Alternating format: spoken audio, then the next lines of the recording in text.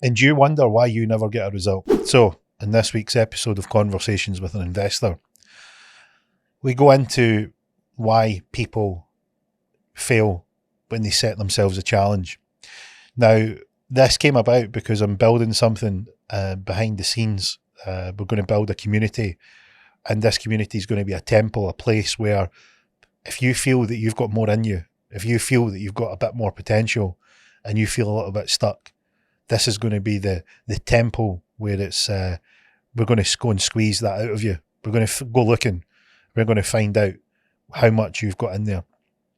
But part of the process of building a community is you've got to ask yourself some questions about why. Because let's face it, let's be honest, there's lots of self-help books, there's lots of self-help courses, there's lots of self-help, DVDs and audio and visual and YouTube and unlimited playlists. And when it came to speaking about this sort of stuff, I was initially a bit hesitant about it, mainly because when you look at these things out there, you know, they're in an industry and they sort of serve lots of different purposes, because people are varied at where they're at in their life. Maybe they're starting out, they've got a new adventure that they want to, achieve. Maybe they've got no experience, and you've got other people at the other end of the scale where, they've lived a lot in their life and they have a huge amount of experience, but somehow have got stuck. So you see a wide variety of people that come across the path where they think, I want to develop myself, and they'll look at that self-help industry. And then you look at the other part, which is the community, where there's a lot of this sort of basis of, geeing people up and motivating them.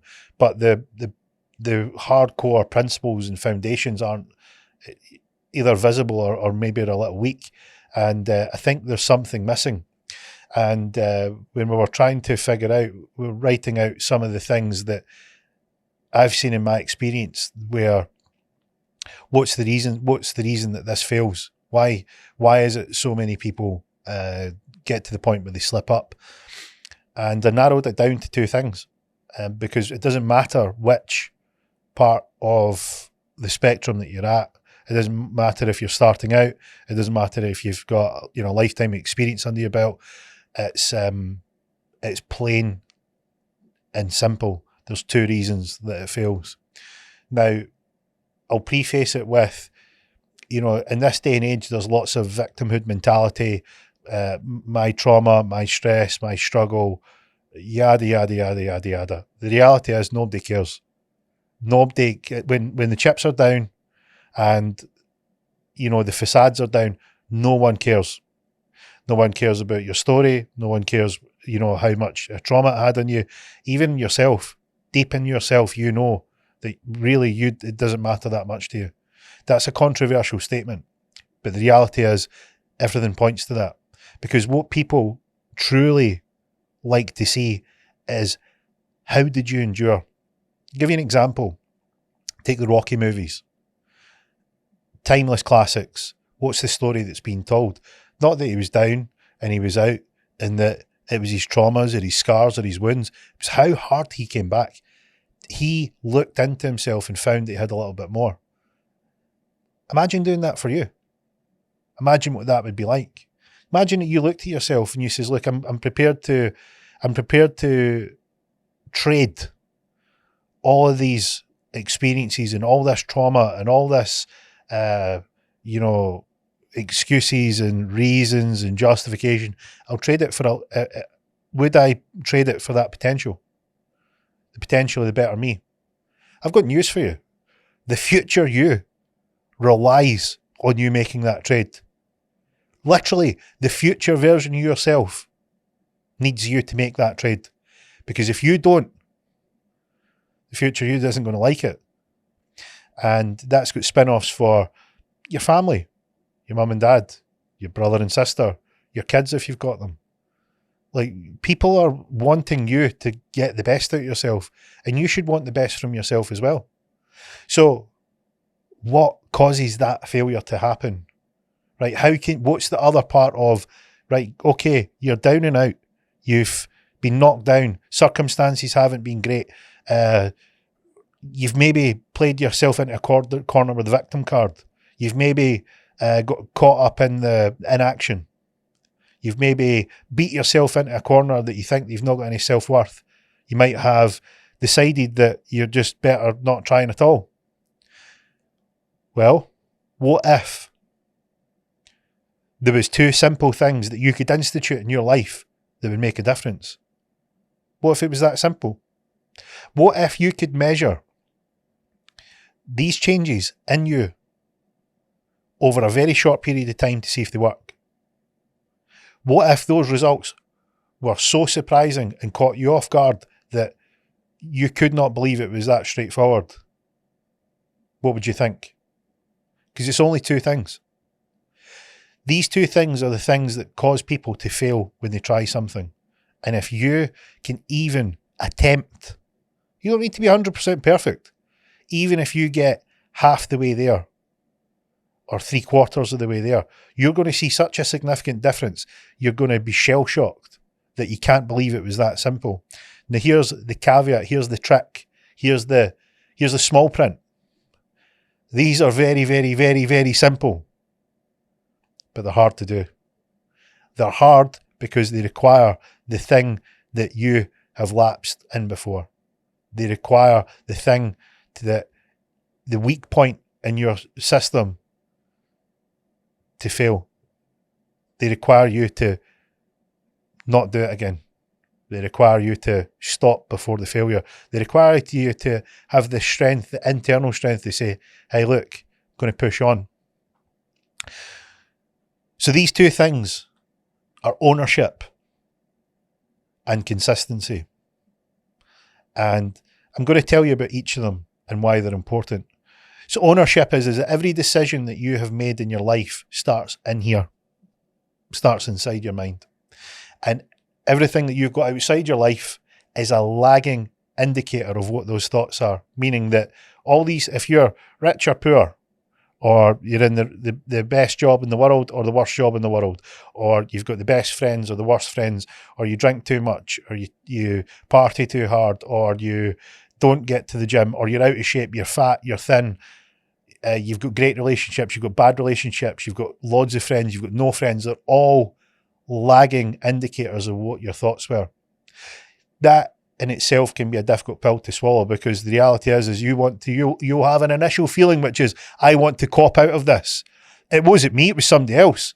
It was that situation or this situation, or something took place and it wasn't me. That's your initial instinct. But look hard enough and you realise that there's been plenty of opportunities for you to improve. There was plenty of opportunities that you could have made a better choice, and there was lots of opportunities where you maybe have seen the situation that was about to unfold and you didn't move out the way and you just let circumstances get the better of you. That can be a difficult pill to swallow, particularly if your life isn't where you want it to be right now. That's a tricky situation. But with that acceptance that you were responsible to a very big degree of the outcomes of your life, there is power. And that power is knowing that if you make better choices, you're going to have a better life. That is the power. That is where if you take the responsibility, you will gain significant power. And that power is that you now can start to forge in your mind how you want your life to be. And that can be, there's a process of doing it, and we'll keep it short for the purposes of not doing a homework exercise on the podcast. If you want to find out more, you'll need to join the community. There's a structure, there's a template, there is a formula that if you carry out this formula, it works. And we're not talking about my experience or Five Guys experience or, over the last year or 2 years or 10 years. This formula is over millennia. If you follow this formula, it is tried and tested and proven over thousands of years. And there is historical documentation of what that is, how it's been laid out, how it's been used, who used it, how it successfully worked for them. And a big piece of that is ownership. So take ownership. Don't like your life? Good. Change it. Don't like that you're overweight? Good. Get to the gym. Don't like that you're unhealthy? Good. Tidy up your diet. Tidy up your habits. Don't like you feel that you've not got any confidence? Good. Do something that makes you feel more confident. Let's go and find out what that is. A bit like when you go to the fairground and you go into these huge amusement parks and there's all this stuff everywhere and you don't know where you are. Well, imagine that's like your life and this is like all the possibilities. You need to take stock of where you are and you need to go, you are here. That little dot on the map is where you're at. And if you want to go to the new place or, the great ride, or that might be, for you, it might be start a business. It might be feel more confident. It might be get in good shape. Well, you need to plot a route to that.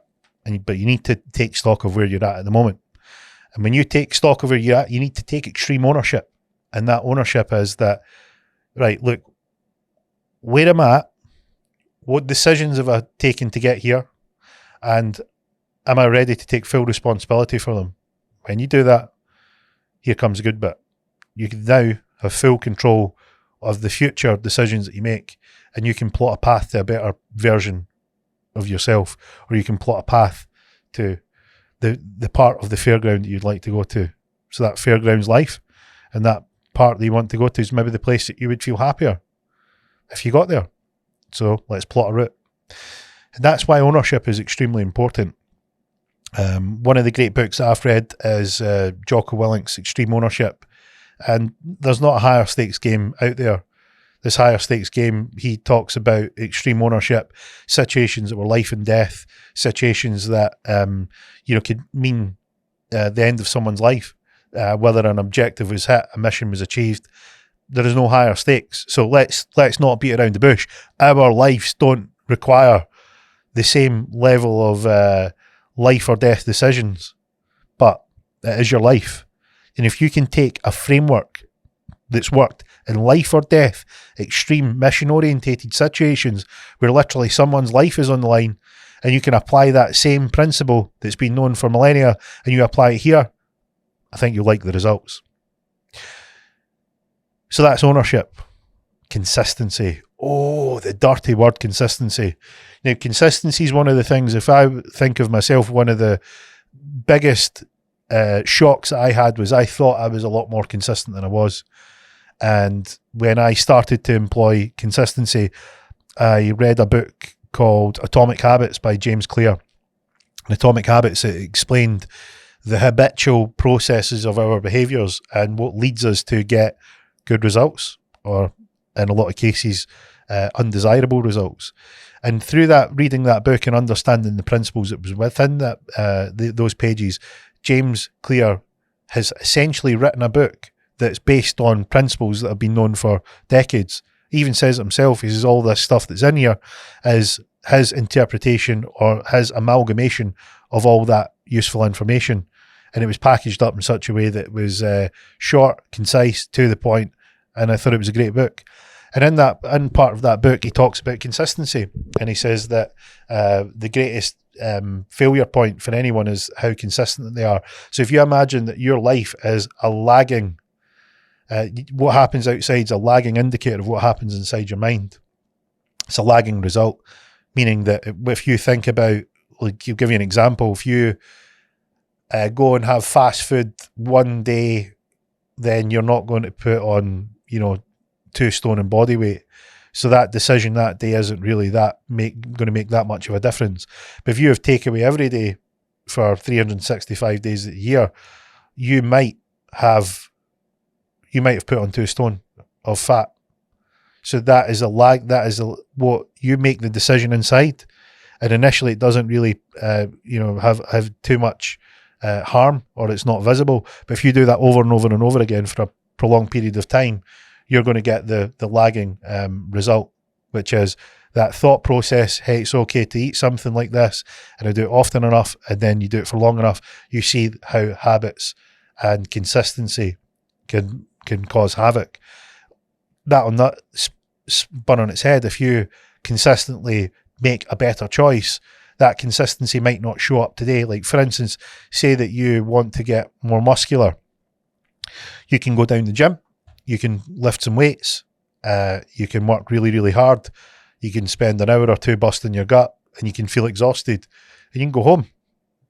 You look at yourself in the mirror. You're exactly who you were before you went training.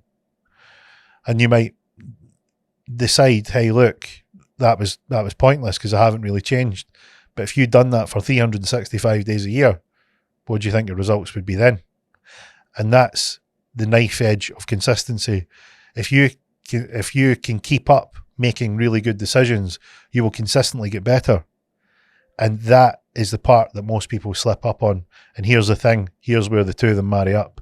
If you have consistency or lack of consistency, you then tend to let your ownership slip, and then you want to blame, it was my work, I didn't have enough time, the kids were sick, it was too cold, I wasn't in the mood, I didn't have motivation. You're just not taking ownership. You could have done something about it and you didn't.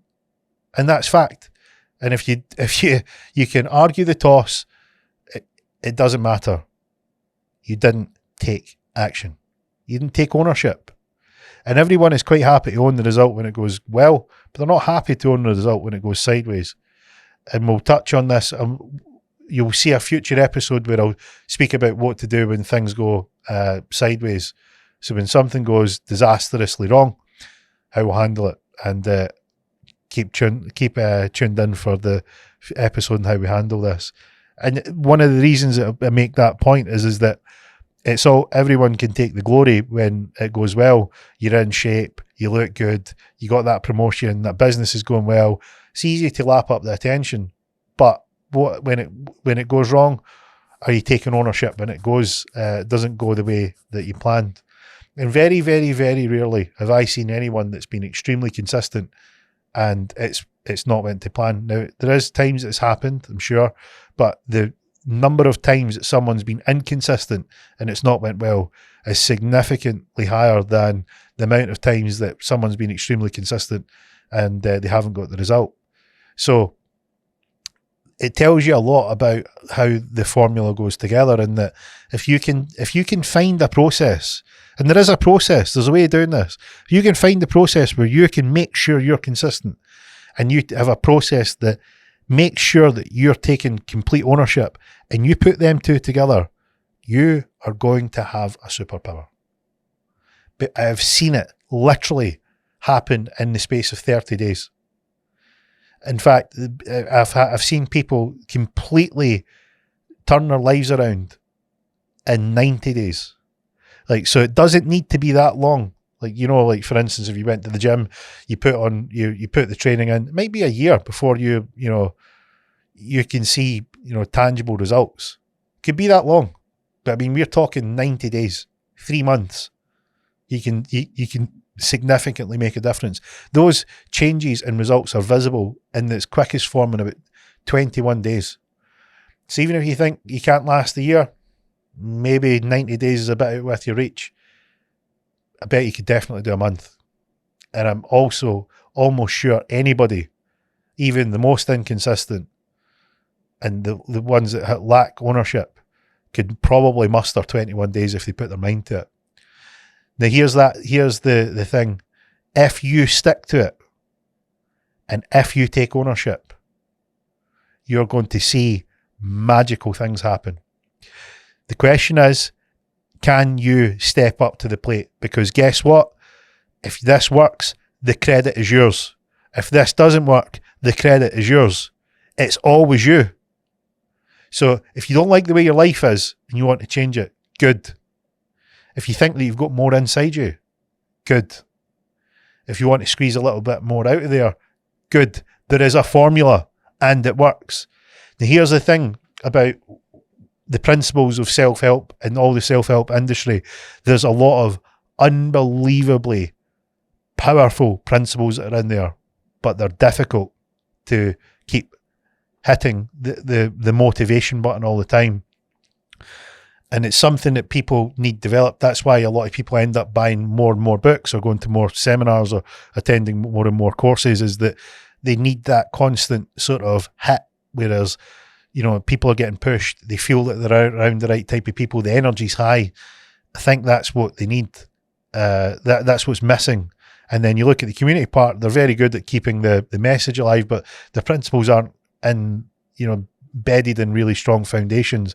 If we can take the two and show you the formula of how it works, you're just going to unlock that potential inside you. And you won't even need to say, oh, you're just, these excuses and justification and all that, you're just going to see them melt away. You're just not going to have, there's any space or room for that, inner voice in your head that's saying you can't do it or you shouldn't do it or you don't have confidence. They will just melt away. And they'll melt away because you took ownership. You took charge. You were the one that stuck in when it was all going against you and you wanted to quit. You hung tough and you got there and you were consistent. You deserved the results and the results were all you. So the formula's there.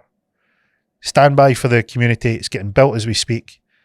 It's exciting times because I'll be able to show you real life examples. We've got people coming on the podcast. They'll be able to tell you their story of their experiences with this. And if there's a bit of you out there that's got more potential out there that you want to go and squeeze that out, this is for you. See if you aren't going to be consistent. See if you aren't ready to take ownership. There's nothing for you here. Nothing.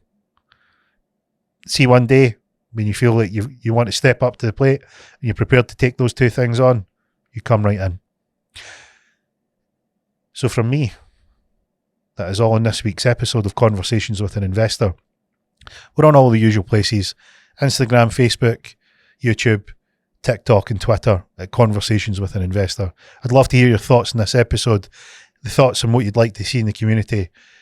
If you've got anything that you'd like to send me directly and privately, you can contact me on my website at cwipodcast.com, and you can email in at hello@cwipodcast.com as well. And for me this week, that's a wrap.